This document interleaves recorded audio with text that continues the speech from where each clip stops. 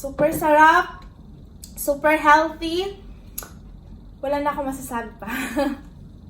The best. So, have a try, guys.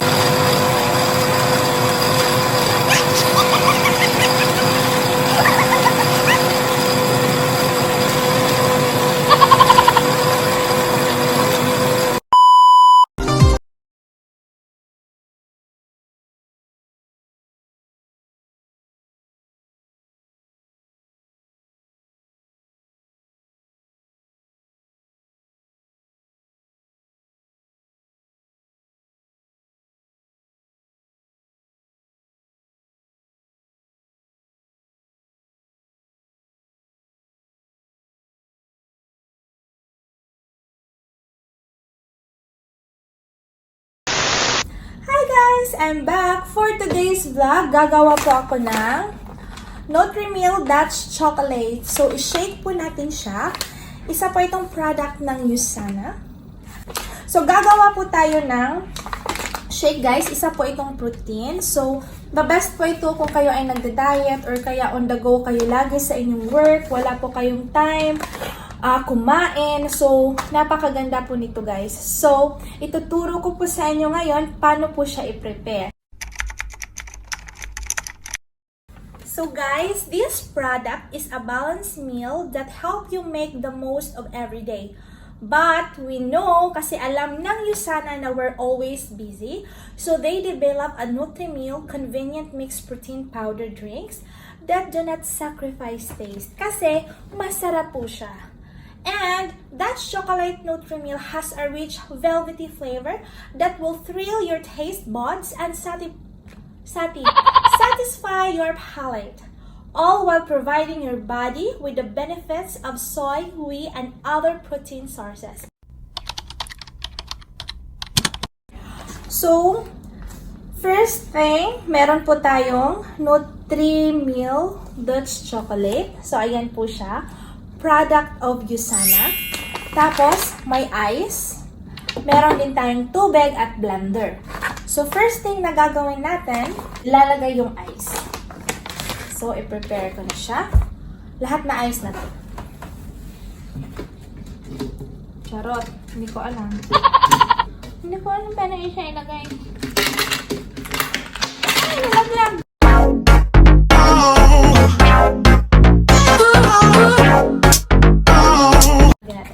So, first, nilagay ko na po yung ice. Next up, lalagyan ko siya ng water. So, may ano siya dito guys, sukat. 0.5.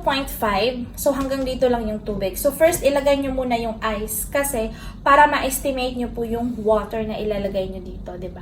Kasi, pag lalagay nyo muna yung water, tapos yung ice, lalo siyang tataas yung amount ng water. Char! So, 0.5. Ayan. Ayan. May sukat siya. 0.5. Ayan. And then, it's time to put this USANA Nutri Dutch Chocolate. Ano ba to? Milk. Nutri-Milk Dutch Chocolate Powder. So, 3 scoops lang po ang ilagay nyo dito, guys. Ayan. So, sealable po ito. Sealable. Ayan siya. Sealable siya, guys. Sealable. So, may scoop na po siya dito sa loob. Ayan. So, 3 scoops nito. Ayan siya. 1.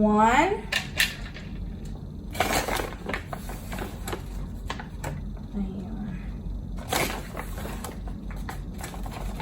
Ayan ba yan? Super puno ko. 2. Bango niya. Mas masarap pa ito sa milk tea. And, super healthy kasi hindi po siya maraming sugar. Hindi po siya maraming sugar. Ayun, ito na yung third time. May buhok ba? Char. Ayan na siya. So, ganyan lang siya guys. So, i-seal nyo siya ulit. Ayan. Para next na naman na gusto nyong uminom, i-prepare na natin siya. Takpan na natin ng ma-blend na siya. Ayan. Takot ako pag iikot to. Charing.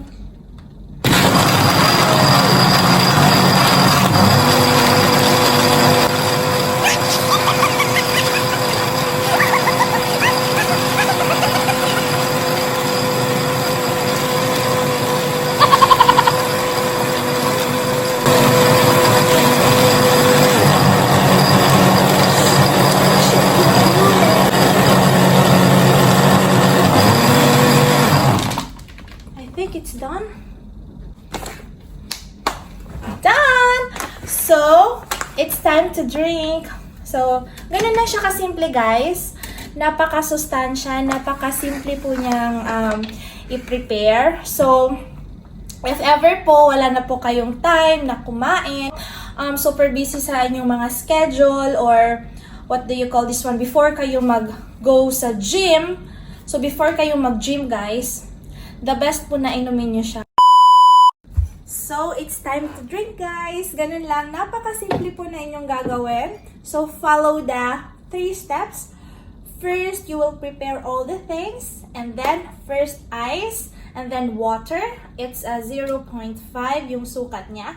And then 3 scoops of Nutri-Dutch chocolate powder. So, ganun lang siya kasimple. And then ngayon, iinumin na natin siya. Super sarap guys nito. Na-try ko na siya actually na inumin nung last 2 days. So, natakam na naman ako. Charot. Ayan. Zoom in.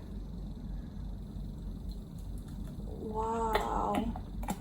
Oh, napakalapot niya, guys. Woo! Mas masarap at masustansya pa to sa ano.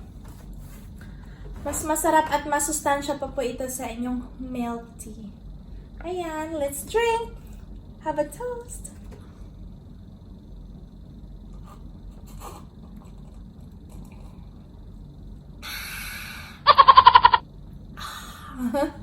Ang sarap guys, super. Walang echos. Sarap. Refreshing. Tapos, nakakabusog na siya. Bale, if ever before po kayo kakain, inumin niyo po siya. For sure po, panigurado, konti na lang po yung makakain niyo guys. Super sarap. Super healthy. Wala na ako masasabi pa. The best. So, have a try, guys. So, guys, if you want to purchase this Usana Nutri-Dutch chocolate, ilalagay ko po yung link sa below and you can also PM or email me para po maka-avail po kayo ng discount, guys. So, there you have it, guys. Hope you like it at hope po may natutunan kayo sa vlog na ito. So, if you like this video, please click like, subscribe, and share. Bye! Stay safe, everyone! See you on my next vlog!